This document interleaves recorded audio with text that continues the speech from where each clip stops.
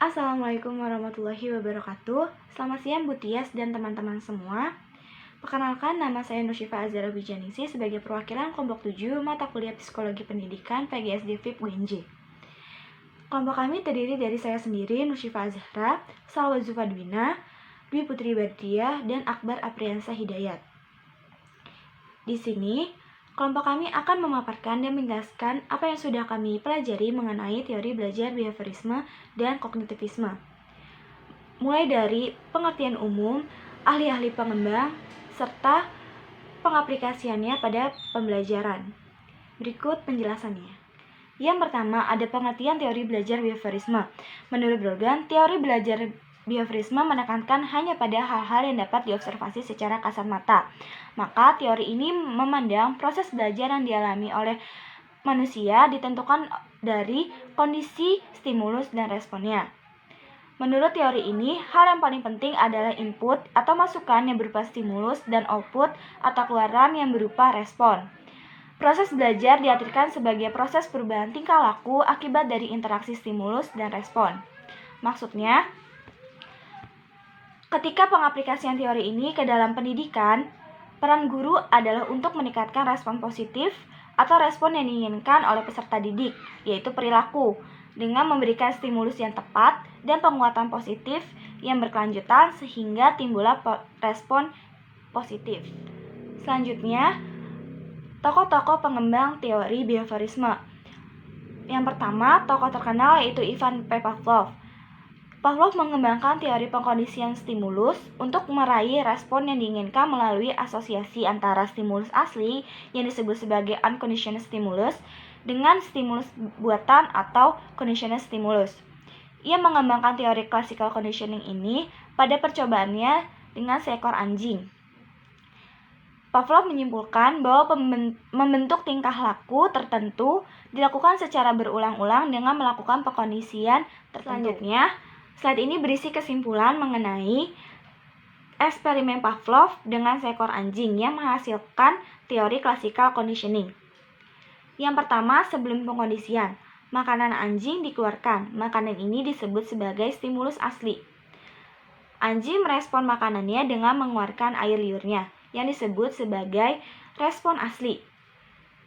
Yang kedua, masih sebelum pengkondisian, turning fork atau bell dibunyikan. Anjing tidak merespon hal apapun. Yang ketiga, selama pengkondisian, bell atau turning fork dibunyikan bersamaan dengan dikeluarkan makanannya. Anjing merespon hal tersebut dengan mengeluarkan air liurnya yang disebut sebagai respon buatan. Dengan demikian, anjing tersebut akan belajar bahwa lonceng itu memiliki keterkaitan dengan makanannya. Yang terakhir, setelah pengkondisian, setiap bel atau lonceng dibunyikan, anjing akan merespon dengan mengeluarkan air liurnya, sehingga setiap bel dibunyikan, ia akan mengeluarkan air liur walaupun makanannya tidak hadir. Saya Salwa Zufadwina akan menjelaskan tentang teori belajar behaviorisme yang dikemukakan oleh tokoh John B. Watson.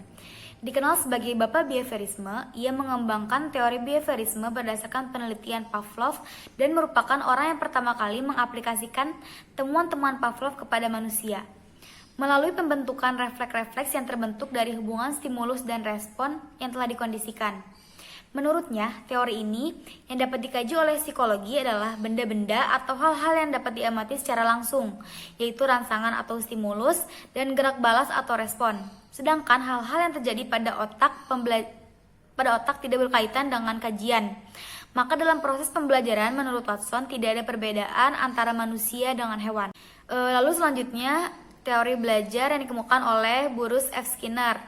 Skinner mengembangkan teori operant conditioning yang mengetengahkan penggunaan reinforcement atau penguatan sebagai stimulus. Reinforcement dibagi menjadi reinforcement positif dan negatif. Reinforcement positif diberikan atas respon yang sesuai dengan keinginan, sedangkan reinforcement negatif diberikan pada tindakan yang sebaliknya. Teori Skinner ini kemudian mendasari munculnya teori belajar ini mendasari munculnya strategi reward dan punishment untuk modifikasi perilaku dalam dunia pendidikan. Lalu selanjutnya ada penerapan teori belajar behaviorisme dalam pembelajaran.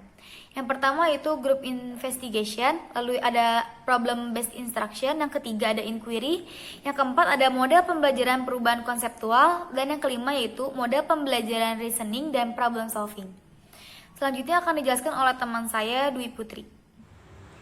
Selanjutnya, saya Dwi Putri Badriani akan menjelaskan mengenai pengertian teori belajar kognitivisme. Kognitivisme terkait tentang kognisi atau knowing, yaitu kegiatan untuk mengetahui sesuatu yang mencakup perolehan, pengorganisasian, dan pemakaian pengetahuan.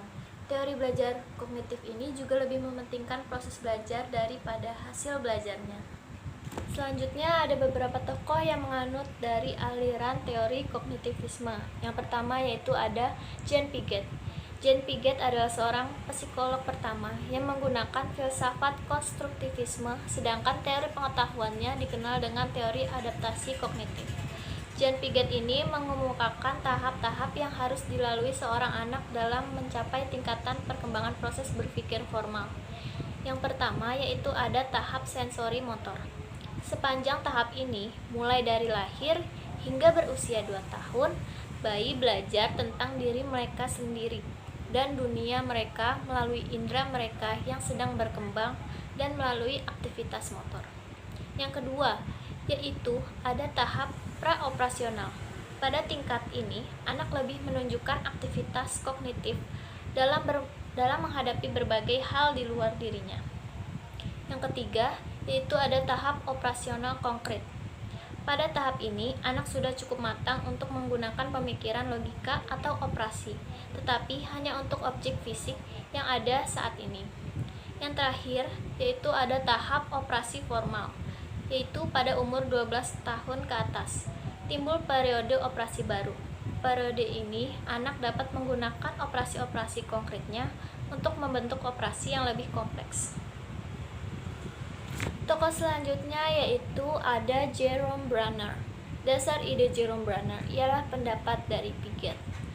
Bruner memakai cara dengan apa yang disebutnya sebagai discovery learning, yaitu di mana murid mengorganisasi bahan yang dipelajari dengan suatu bentuk akhir. Selanjutnya ada the act of discovery dari Bruner. Yang pertama yaitu adanya suatu kenaikan di dalam potensi intelektual.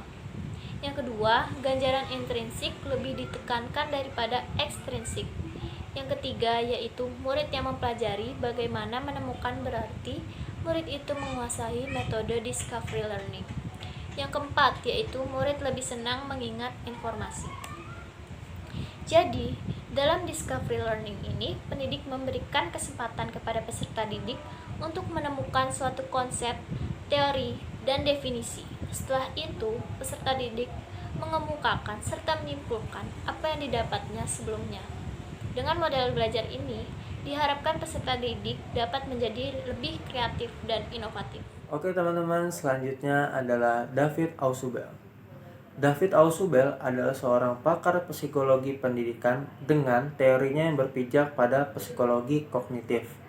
Dan dalam teorinya memberi penekanan kepada belajar bermakna, serta retensi dan variabel-variabel yang berhubungan dalam belajar. Menurut Ausubel, belajar dapat diklasifikasikan dalam 2 dimensi. Yang pertama, berhubungan dengan cara informasi atau materi pelajaran yang disajikan kepada siswa. Lalu yang kedua, menyangkut cara bagaimana siswa dapat mengaitkan data atau informasi itu pada struktur kognitif yang telah ada. Selanjutnya adalah penerapan teori belajar kognitif dalam pembelajaran. Yang pertama, bahan pembelajaran dan metode pembelajaran harus menjadi perhatian utama. Peserta didik akan sulit memahami bahan-bahan pelajaran jika frekuensi belajar hitung loncat-loncat. Bagi anak usia sekolah dasar, pengoperasian suatu penjumlahan harus menggunakan benda-benda terutama di kelas-kelas awal. Yang kedua, dalam proses pembelajaran, guru harus memperhatikan tahapan-tahapan perkembangan kognitif peserta didik. Materi dirancang sesuai dengan tahapan perkembangan kognitif itu dan harus merangsang kemampuan berpikir mereka. Yang ketiga, belajar harus berpusat pada peserta didik karena peserta didik melihat sesuatu berdasarkan dirinya sendiri. Untuk terjadinya proses belajar, harus tidak ada proses paksaan agar sifat egosentrisnya tidak terbunuh. Cukup sekian presentasi dari kelompok kami, kelompok 7. Kurang lebihnya mohon maaf. Wassalamualaikum warahmatullahi wabarakatuh.